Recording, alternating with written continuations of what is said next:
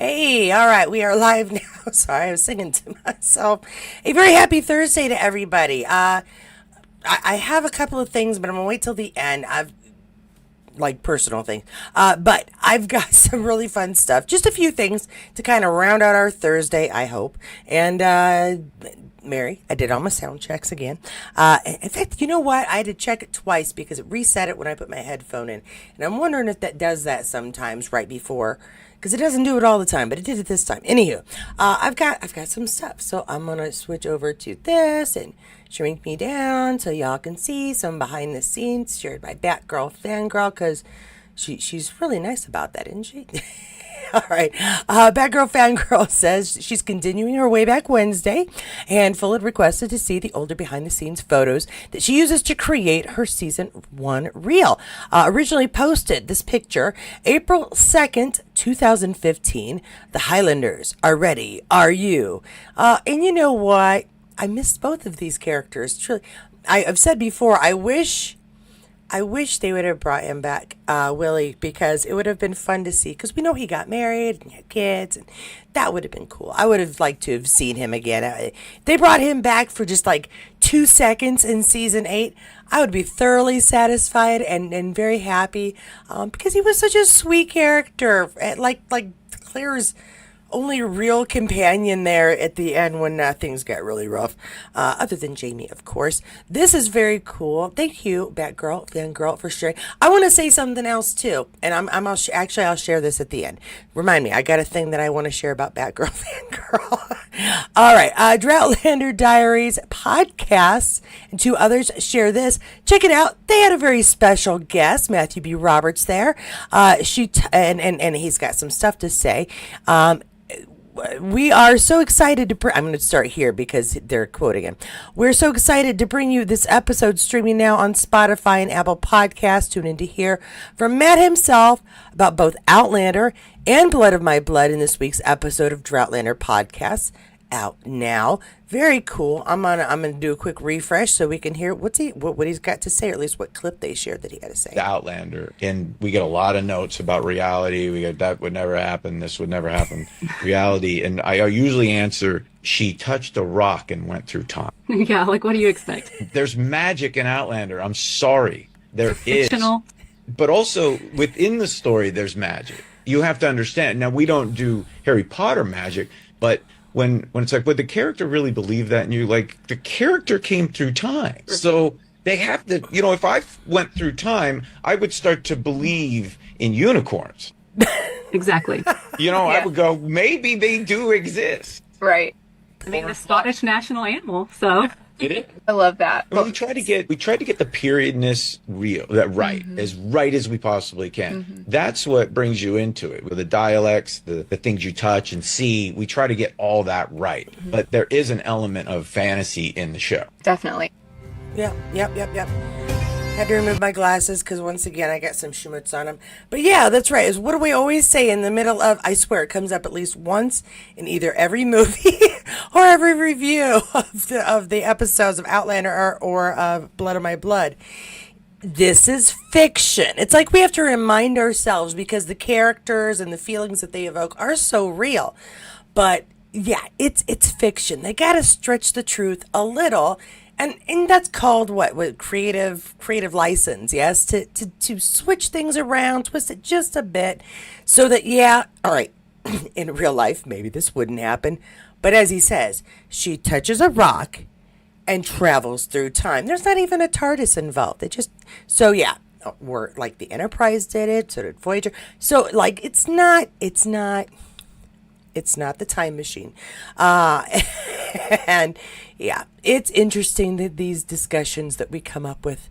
Lauren Lyle shares this. Oh, it's a bit of a read. I hadn't checked this one out. She's got a lot of pictures, so I'm going to scroll through them while I read, so we aren't spending forever here on this picture, because it's one that actually looks more like it's a painting. It's like it was taken with some filters involved. All right. My favorite gallery in London is the National Portrait Gallery. Okay, there we go. I always come here to be quiet and come back to myself. So I thought they were pictures of her and her baby. I'm going to change that title. My bad. I've always quietly, sorry. I always come back here to be quiet and come back to myself. It's always such a good reminder of my creativity and why I'm who I am. Why I've always quietly written, painted, and the meaning, depth, and fun of being an actor. Yes. Here are some of my favorite from today. Lots from the Herbert Smith Free Hills Kramer Portrait Award. One artist, Michelle Liu, works in technology but does weekly drop-in sessions at a studio, yet is dangerously talented, casually churning out a perfect portrait of live model Kofi. Okay, live model Kofi. Let's see here. Some other classic faves in these are our big man Hockney, or a portrait of Hans Eworth from, or is it Eworth, from 1516, which I fizz over the fact that someone touched and looked intently at the piece of work 500 years ago. I'm now looking intently at. Anyway, this is probably very wanky, but I loved feeling calmer and more like me as always. That's very cool. I don't know why I said "and baby." That's Nell Hudson. See, I'm losing my mind today, guys. I was all excited and didn't pay attention. So anyway, Lauren Lyle. I know who Lauren Lyle is. Hi, I'm Katie, and I occasionally know what I'm talking about, but not too often. So I need to change that title real quick. And then let's see what else okay, so we got. Oh, I like this. Acting just sort of crept up on me, but I don't regret it for a moment. Name Dame Judi Dench. I love. Oh my gosh, that is so cool. All right, and as promised, this one I didn't foobar in the title. We got some stuff for Sam because big update, huge announcement. They've started rehearsing for Macbeth, and there apparently were some seats open not too long ago. And this is a repost, but I'm going to share this here. Rehearsals have begun. Repost from the Cirque Outlander Forever. Macbeth is officially in rehearsal. Shakespeare's story of power and ambition comes to the other place in just 2 weeks, directed by Daniel Raggett with Sam Heughan and Leah Williams, which is just so freaking cool to me, in my opinion.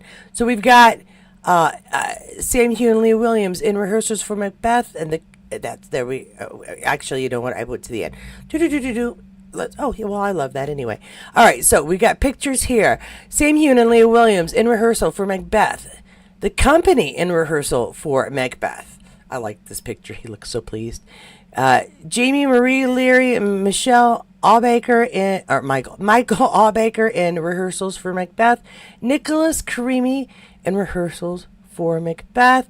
I'm not sure if these are all in order or not.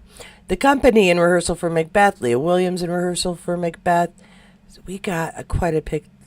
Alec Newman and Connor McLeod in rehearsal for Macbeth, and company in rehearsal for Macbeth.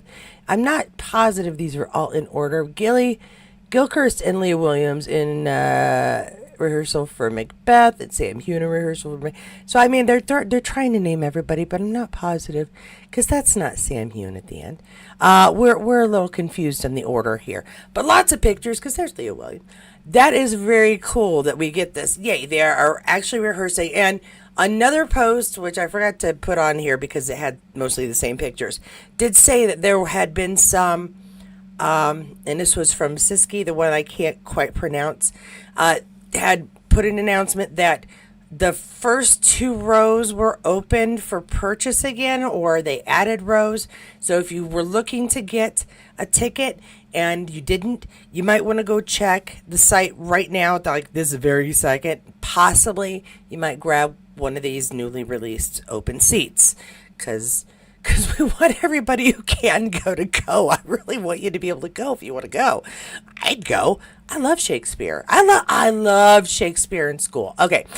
Parade Magazine shares this, and it's perfect because if everybody ordered their cocktail diaries, you're going to want to hear this. Sam Heughan shared his Appletini creation that shines at parties ahead of the release of his book, Cocktail Diaries, A Spirited Adventure, hitting shelves.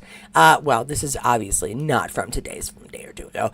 But we're going to check this out because he's always fun to listen to. Tini, which was created for when I had a big party to finish the end of Outlander. at my house, and I've got this apple tree. Oh. Grows these very sour green apples. They're actually the apples that very similar to the ones we use in my gin. And I created this appletini. So we took all the apples off the tree, cut them up, equal parts vodka and gin, let them steep for a couple of days. You get this beautiful golden, green golden color from the apple skins, and it really infuses them with the malic acid. So it makes them really crisp, sort of dry, appletini flavor, and then stir it up with some sweet vermouth. That's a great party pleaser. It certainly went very well when my friends were here. There's my appletini, which was Okay, and we love green apples in this house. My daughter loves a green apple. She either wants like the Snow White red ones, or like a good granny green. Y'all know what I'm talking. They're great for pies and baking. Put a little peanut butter on them, cut the tartness out a bit. But she and my son, oh my gosh, they love granny greens, and this looks like something that would be really good too. Equal parts of vodka and gin. Slice up the big old what, like a bushel of apples, and infuse it. Which a bushel of apples is a lot of apples. It'd be a lot of vodka and gin too. But I can see how that would taste. That would be really good. I might. I'm not saying I will, but I might have to give that a try simply because it's one that doesn't involve lemons or oranges, and I'm a bit picky about that because none of y'all want to see what happens when I have too much citrus. It's just not good. Folic acid is my big problem, which is funny because I could eat it when I was pregnant. I could eat oranges, have lemonade, fresh made, anything I wanted when I was pregnant because my babies love me so much. They soaked up all that acid to grow and be big and strong, and it didn't affect me. It was fantastic. And now I can't have any more babies, so I guess I won't be having any more oranges. All right, that's enough about me.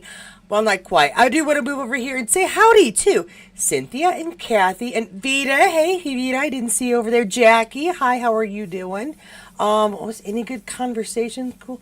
Just report back on how it is. Oh, okay. Wait, Vita has. I got tickets, barstool seats. Not sure how that will work for me, but I'm not. Whoa, yes, awesome.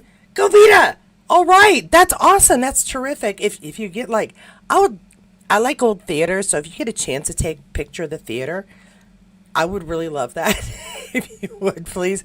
You don't have to try to sneak your camera in if they won't let you do it, and don't take a picture during the show because that's just rude. But unless you can do it like incognito, no, it's okay. I won't say anything. But I'm not encouraging you to break any rules. I'm really not. But if you get a picture of the inside of the theater, that would be cool. Yeah, all right. So that's all the video I have today. If you enjoyed it, please give it a thumbs up. I've got some personal stuff to share here, and if you would like your very own copy of this, just hang on for a second because I have a funny story. But yeah, if you like this video so far, enjoyed the information, give it a thumbs up. If not, give it a thumbs down. Comment below. As always, thank you to everyone who has contributed to this channel, to me at all. I so appreciate it. My members, my car contributors, those of you who come back every day and view a video, those of you who share the videos with your Outlander community outside of here, because we are at week 36, and this community is kind of how I'm surviving. So I appreciate that very, very much. All right, so here's my funny story. Are you ready for a funny story? Once upon a time, a fella named Sam Heughan released a really cool book called The Cocktail Diaries, and I said, let's go all and like pre-order it. And so some of us did. Y'all have been sharing with me pictures of yourselves on Instagram and telling me you got your book. I'm so excited.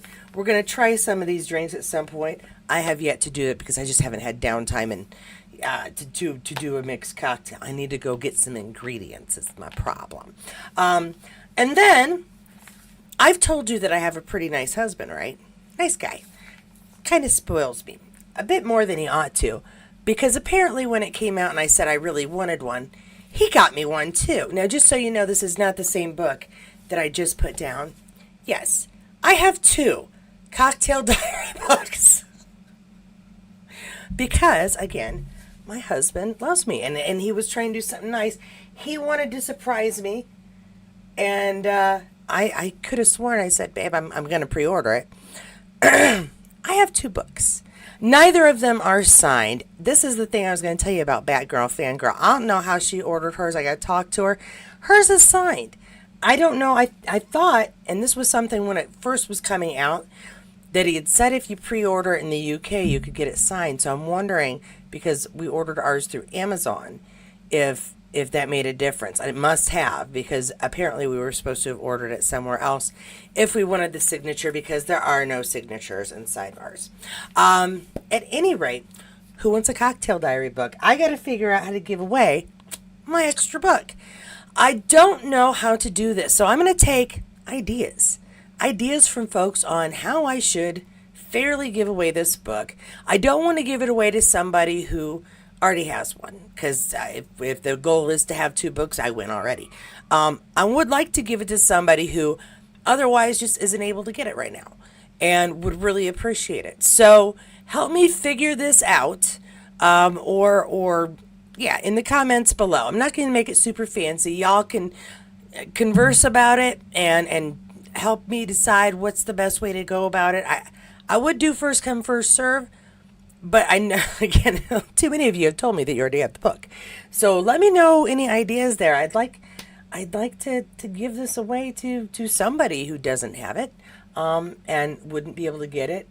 Does that, yeah, okay? Oh, okay, we already got some ideas.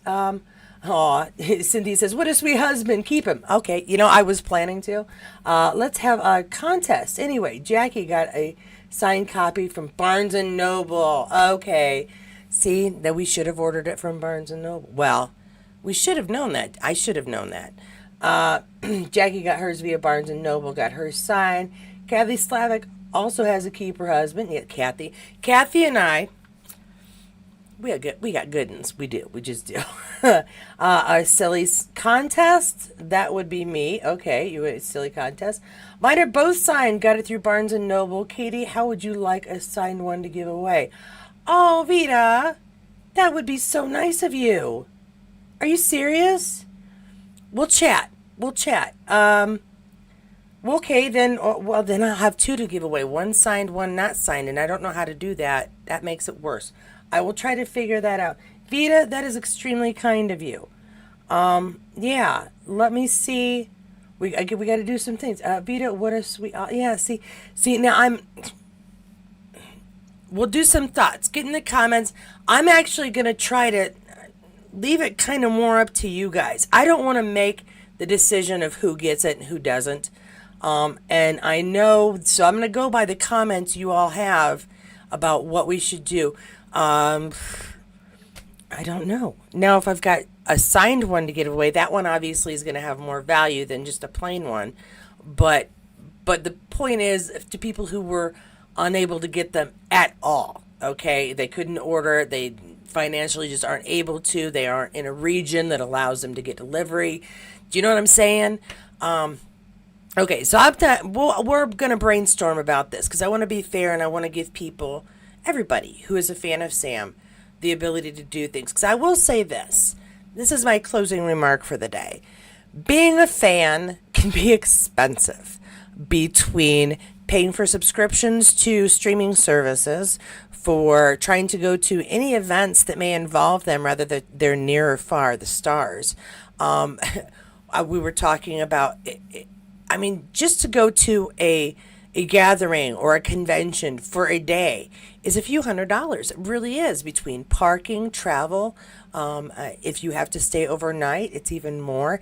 And the cost of the ticket, much less when, say, Sam is throwing extra events like the whiskey tasting or the meet and greets and stuff. Being a fan is expensive. And it sometimes seems to me to be very unfair, because people will compare the collections they have. I don't brag about the stuff I have. I'm excited to share something if I get something new. But this is not monetary value to me. A lot of it was gifts. Some of it's stuff I found on sale at like garage sales or Best Buy. Best Buy is a box store where they get bulk items that are running out of style and sell them at marked down prices. My pops, are between $5 and $15 a pop. I don't have any expensive ones, with the exception of like Jamie and Claire. And even those, I got those because my husband works, not because I do. Well, I mean, I work. Hi. But, you know, I don't like it when fandoms are compared on the monetary value of what you are able to spend, because sometimes $50 for the year is all you've got spare. I had 3 kids. I was lucky if I had $50 for the year to spare. So at any rate, back to this. If Vita, I guess we're going to. Oh, you ordered a second one by accident. It was meant to be shared. Okay, awesome. All right, we'll do a giveaway. We will do a giveaway. But again, I don't want to give it to somebody who's already got a copy. This is not a way to get your second copy. This is a way to get the first copy. And I'm going to do it random, I think, then. That way it's nobody over anybody else. We'll figure out how to do this. But I'm not going to start it today because obviously I don't have it planned out. But we'll figure out a way that everybody who wants to enter puts like a ring or a thumbs up or something in a comment one day, but not for this video. And everybody who does that, I'll put them all in a drawing. And at the end of the week, first name will get the signed one, second name will get the unsigned one. Does that sound fair? Does that sound good? If anybody else has any better ideas, just let me know below. We're going to call this one done. Again, give it a thumbs up, thumbs down, comments. Thanks to everybody who assists on this channel, whether it's helping me figure out what to do with extra books or help me. Oh, and I have done some updates to my vehicle already, so I will be sharing some of that later. I think that's everything. About expensive fandom stuff, I couldn't afford it. I'd fly to Scotland. I'd get one of those open seats. Yeah, Cynthia, same as me. I'm not flying to Scotland to go see Macbeth. I love Shakespeare. I was introduced to Shakespeare in the 5th grade here in the U.S. because I had good reading skills. And so there was a special course for the kids who had slightly higher reading skills for more challenge. And we started with Romeo and Juliet. So, yeah, I love Hamlet. Hamlet's good. Macbeth, though, I would totally go see Macbeth. Absolutely. All right. That's it for today. Thanks so much for joining me. You already got my thumbs up, thumbs down spiel. So now I'm just going to tell you to go have a really great rest of your Thursday. Prepare for your weekend. I started printing out my calendar so I can start marking events that I'm going to do. I'm going to have that behind me at some point so y'all can see what's coming up in my schedule.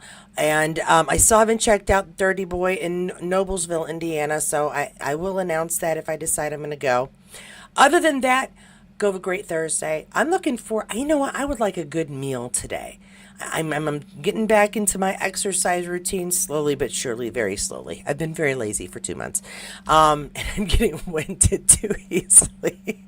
But I'm going to try and lift weights and then get myself into walking more. At any rate, go do something good for yourself today. And if you get a chance, do something nice for somebody else. It's such a good feeling. And a little extra kindness is what this world needs right now, because I feel like somebody's trying to drain it away on a regular basis. So we got to step up and put a little extra kindness in the world. Love you all. We'll see you later. Thanks again, everybody, for joining me today. And I will most likely have stuff tomorrow. We'll just have to see what comes up. I will say, well, I'm going to talk to Kathy. I need to talk to Kathy. Sometimes she sends me stuff and it disappears from my phone when I go to the computer screen. I don't know why.